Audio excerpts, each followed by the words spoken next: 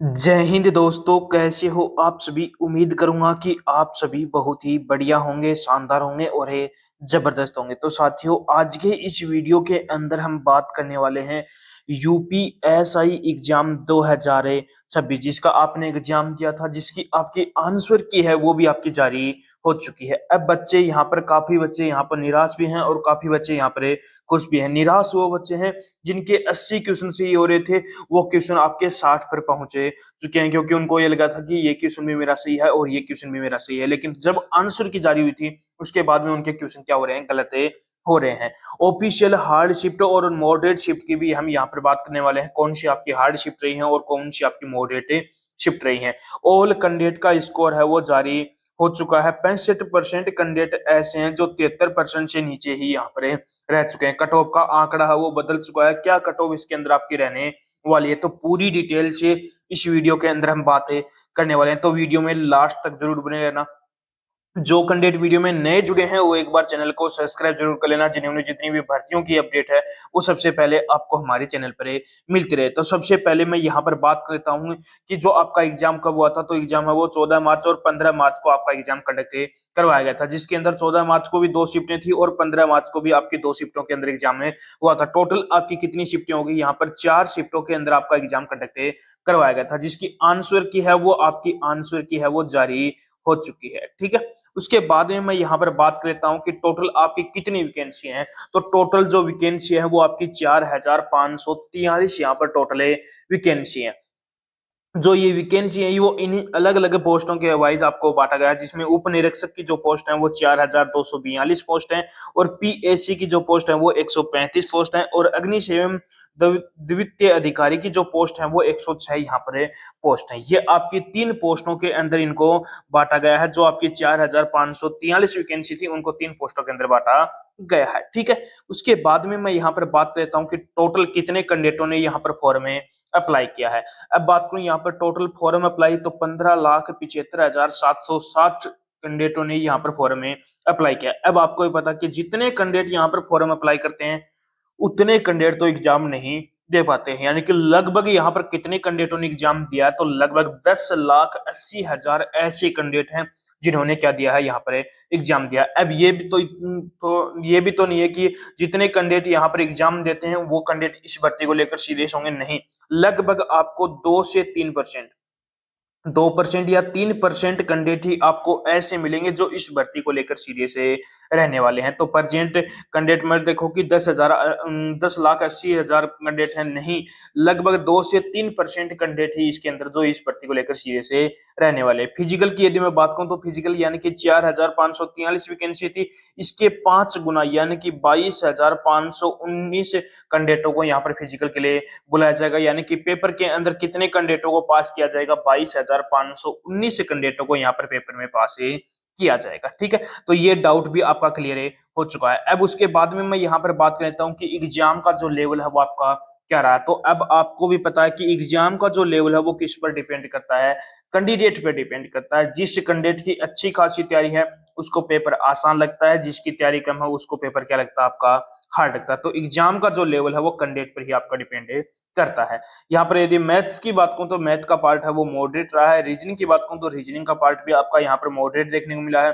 GS की बात करूं तो जीएस का पार्ट मॉडरेट तो आपका हार्ड यहाँ पर देखने को मिला। तो सब्जेक्ट वाइज मैंने आपको एग्जाम का लेवल भी आपको बता दिया है। ठीक है, उसके बाद में मैं यहाँ पर बात कर लेता हूँ कि जो कौन कौन सी आपकी हार्ड शिफ्ट थी, कौन कौन सी आपकी मॉडरेट शिफ्ट थी, कितने मार्क्स तक का यहाँ पर आपको नॉर्मलाइजेशन में फायदा देखने को मिलने वाला है। तो सबसे पहले हार्ड शिफ्ट की बात करूं तो हार्ड शिफ्ट के अंदर आपको 6 से 8 मार्क्स तक का यहाँ पर नॉर्मलाइजेशन में फायदा देखने को मिलने वाला है। जो भी कैंडिडेट हार्ड शिफ्ट के अंदर एग्जाम दिया है उसको 6 से 8 मार्क्स तक का यहाँ पर नॉर्मलाइजेशन में फायदा देखने को मिलेगा। मॉडरेट शिफ्ट की बात करूं तो मॉडरेट शिफ्ट के अंदर 3 से 5 मार्क्स तक आपको यहाँ पर नॉर्मलाइजेशन में फायदा देखने को मिलने वाला है। अब बात करूं मैं यहाँ पर 14 मार्च की कौन कौन सी शिफ्ट मॉडरेट थी, कौन सी आपकी हार्ड थी।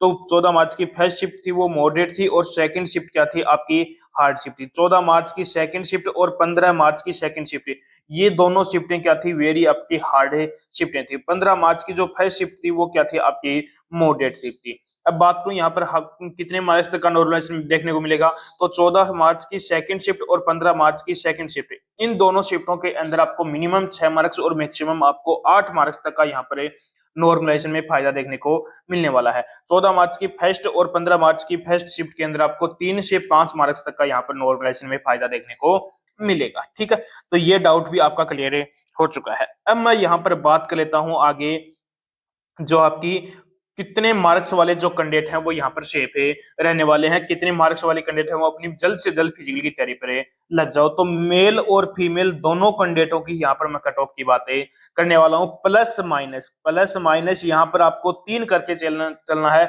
यदि 3 कम मार्क्स भी हैं और 3 ज्यादा ही मार्क्स है तो आप कैंडिडेट क्या हो यहाँ पर शेप है रहने वाले। तो सबसे पहले यूआर कैंडिडेट की बात करूं, तो जिस भी कैंडिडेट के 315 नंबर बन रहे हैं तो वो कैंडिडेट आज से ही अपनी फिजिकल की तैयारी पर लग जाओ। यदि जिस भी कैंडिडेट के 312 मार्क्स भी हैं तो वो कैंडिडेट भी घबराओ मत, वो भी कैंडिडेट अपनी फिजिकल की तैयारी पर लग जाओ। ओबीसी की बात करूं तो ओबीसी के अंदर जिस भी कैंडिडेट के 309 के आसपास यदि मार्क्स हैं तो आप भी कैंडिडेट जल्द से जल्द अपनी फिजिकल की तैयारी पर लग जाओ। ईडब्ल्यूएस की बात करूं तो ईडब्ल्यूएस के अंदर जिस भी कैंडिडेट के 305 के आसपास यदि मार्क्स बन रहे हैं तो आप भी कैंडिडेट क्या हो यहाँ पर शेप हो, आप भी अपनी जल्द से जल्द फिजिकल की तैयारी पर लग जाओ। एससी कैटेगरी की बात करूं तो एससी कैटेगरी के अंदर जिस भी कैंडिडेट के 285 के आसपास यदि मार्क्स हैं तो वो कैंडिडेट भी क्या है यहाँ पर शेप है रहने वाला है, वो भी अपनी जल्द से जल्द फिजिकल की तैयारी पर लग जाओ। अब आप देर मत करना, अब आप जल्द से जल्द अपनी फिजिकल की तैयारी पर लग जाना। एसटी कैंडिडेट की बात करूं तो एसटी कैंडिडेट के अंदर जिस भी कैंडिडेट के 260 के आसपास मार्क्स बन रहे हैं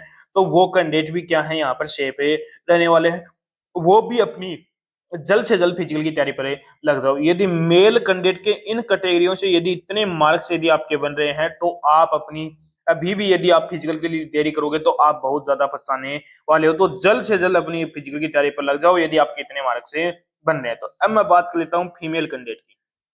फीमेल के अंदर यूआर की सबसे पहले बात करूं तो जिस भी कैंडिडेट के 292 के आसपास मार्क्स बन रहे हैं तो वो कैंडिडेट भी क्या है यहाँ पर शेप है रहने वाला है, वो भी अपनी जल्द से जल्द फिजिकल की तैयारी पर लग जाओ। ओबीसी की बात करूं तो ओबीसी के अंदर जिस भी कैंडिडेट के 285 के आसपास मार्क्स बन रहे हैं तो वो कैंडिडेट भी क्या है यहाँ पर शेप है रहने वाला है, वो भी अपनी जल्द से जल्द फिजिकल की तैयारी पर लग जाओ। ईडब्ल्यूएस की बात करूं तो ईडब्ल्यूएस के अंदर जिस भी कैंडिडेट के 272 के आसपास मार्क्स हैं तो आप भी कैंडिडेट क्या हो यहाँ पर शेप है रहने वाले हो, आप भी अपनी जल्द से जल्द फिजिकल की तैयारी पर लग जाओ। एससी कैटेगरी की बात करूं तो एससी कैटेगरी के अंदर जिस भी कैंडिडेट के 250 के आसपास मार्क्स हैं तो आप भी कैंडिडेट क्या हो यहाँ पर शेप है रहने वाले हो, आप भी अपनी जल्द से जल्द फिजिकल की तैयारी पर लग जाओ। एसटी कैंडिडेट की बात करूं तो एसटी कैंडिडेट के अंदर जिस भी कैंडिडेट के 228 के आसपास मार्क्स हैं तो वो कैंडिडेट भी क्या है यहाँ पर शेप है रहने वाला है, वो भी अपनी जल्द से जल्द फिजिकल की तैयारी पर लग जाओ। यदि फीमेल कैंडिडेट के यदि इतने मार्क्स बन रहे हैं तो वो कैंडिडेट भी क्या है यहाँ पर शेप है रहने वाला है, वो भी अपनी जल्द से जल्द फिजिकल की तैयारी पर